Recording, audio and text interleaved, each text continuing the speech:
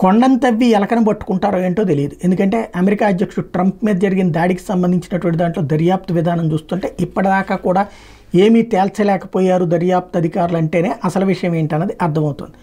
ఇప్పుడు బేసిక్గా ఒకటి, వాడెవడు తెలుసు, క్రూక్స్, వాడికి ఎవరితో సంబంధాలు ఉండేది కాదు.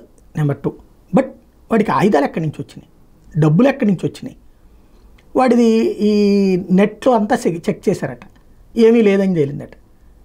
అంటే ఇట్లాంటి క్యారెక్టర్లు తీవ్రవాదులు అయి ఉంటారు.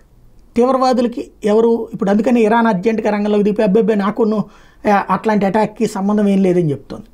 అంటే అక్కడ వాడికి ఆయుధాలు ఇచ్చి ఇదంతా చేయాలంటే ఖచ్చితంగా ఎవరి సహకారం ఉండాలి. ఇంకోటి, వాడు వైర్లెస్ లాంటి మెటీరియల్ కూడా ఒకటి వాడాడు, అదేంటో కూడా తేలలేదు. రెండవది, ఆడు తుపాకీ తీసుకుని అందరు ఎదురుగుండా అక్కడికి ఎక్కాడట ఆ బిల్డింగ్. అది ఏమీ చేయలేకపోయారు పోలీసులు. అక్కడ లోకల్ పోలీసు ఉన్నారు, స్పెషల్ టీం ఉన్నది, ఎంతమంది ఉండి కూడా ఏం చేయలేకపోయారు. కాబట్టి సంథింగ్ ఏదో జరిగింది దాని వెనకాలన్నదే ఇప్పుడు అర్థం కాంది.